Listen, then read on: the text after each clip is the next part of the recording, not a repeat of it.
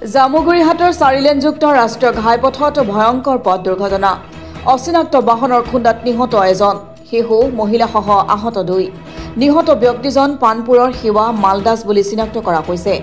পত্নীৰ লগতে 3মহীয়া কন্যা সন্তানক লগত লৈ ৰাষ্ট্ৰীয় ঘাইপথেৰে খোজকাঢ়ি আহি থকা অৱস্থাত অচিনাক্ত বাহনে খুন্দা মৰাৰ ফলত ব্যক্তিজনৰ থিতাতে মৃত্যু হয় গুৰুতৰভাৱে আঘাতপ্ৰাপ্ত হয় কন্যা শিশুসহ মহিলাগৰাকীও ইতিমধ্যে স্থানীয় ৰাইজে গুৰুতৰভাৱে আহত শিশুসহ মহিলাগৰাকীক 108ৰ সহায়ত চিকিৎসালয়লৈ প্ৰেৰণ কৰিছে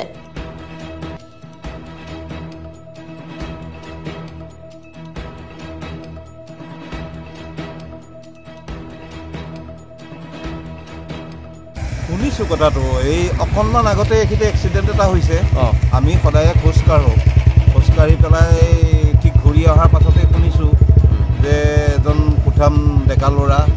ওচৰত এটি কেঁচুৱা আছিল বোলে 6-7 মহীয়া মানৰ হ'ব কিন্তু কেঁচুৱাটো এক্সিডেণ্ট হোৱাৰ পাছত উফৰি পৰিল নেকি তেনেকুৱাতে কোনোবা গাড়ীয়ে মানে হেৰিয়ে তুলি মেলি নি পেলাই ইতিমধ্যে তেজপুৰলৈ নিছিলে বুলি গম পাইছিলোঁ ইয়াতো পচনতলাত দেখুৱাইছিলে বুলি শুনিছিলোঁ